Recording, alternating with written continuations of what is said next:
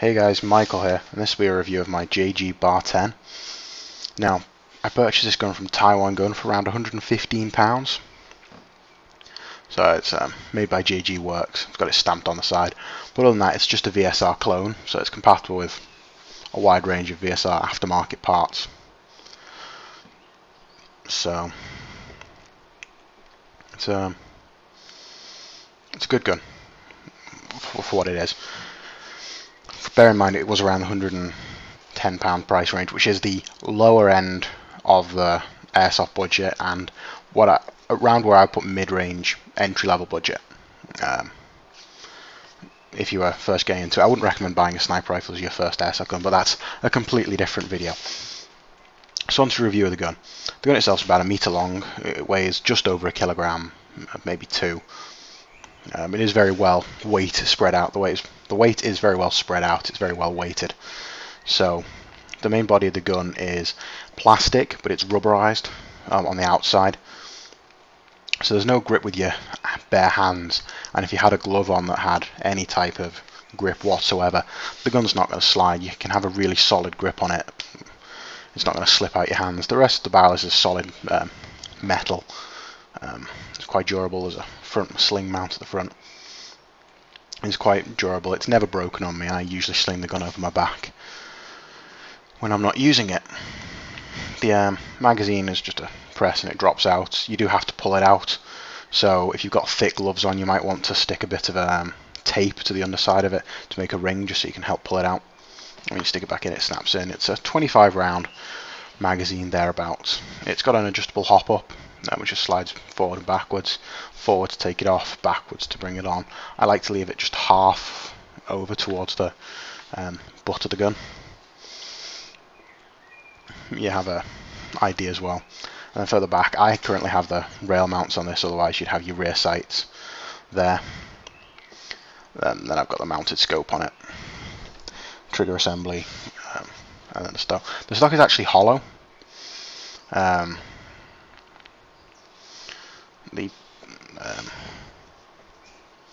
back of the gun is just a rubber piece that clips over the edge, and it's hollow. I usually stick a bag of BBs in there, so it's not too full. Like a tight bag, so it's not going to rattle. You just stick it in there. It's good if you don't, in case you run out. You can also stick a battery in there for cameras and things. So there's a safety, which range of your thumb, and then the bolt pull comes back. It's quite a tight bolt pull, so I just couldn't pull it in that dangle then. There's no rattle for it.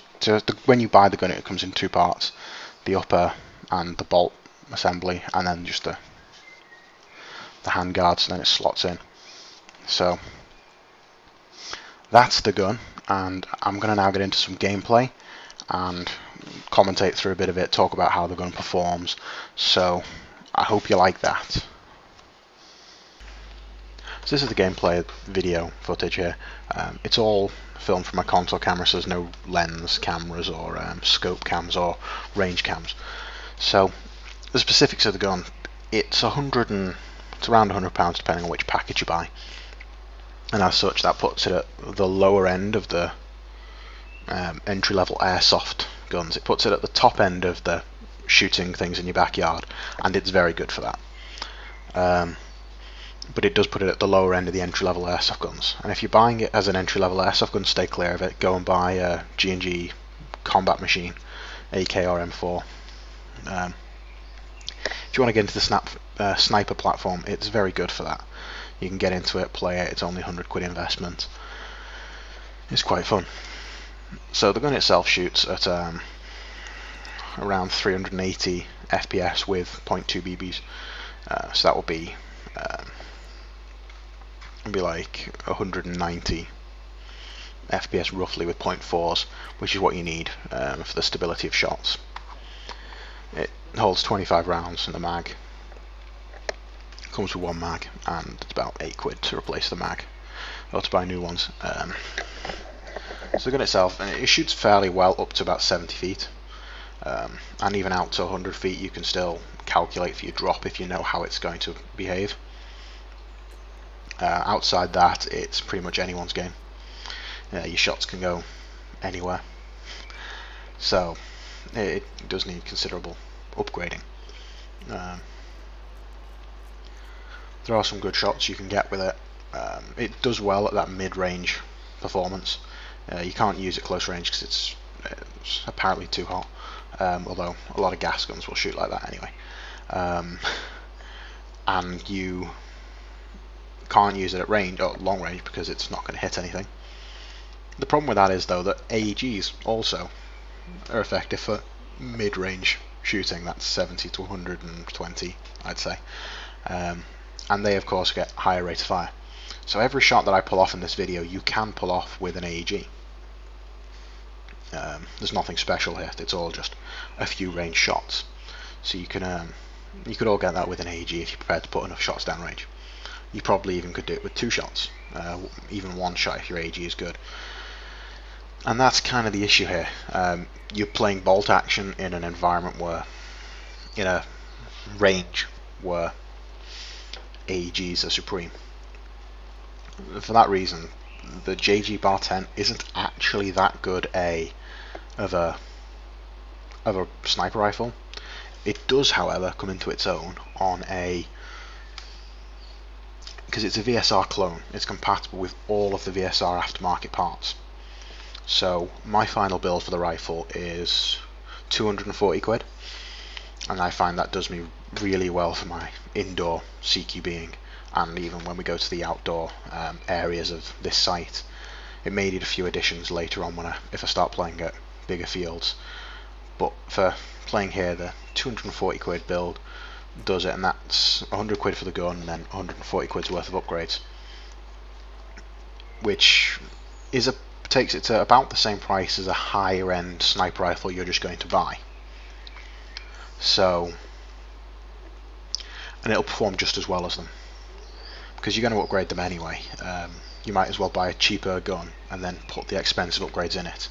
And the problem is the outsides of the gun, the plastic for the handle, the metal barrel, the rail and the scope, that's all really good.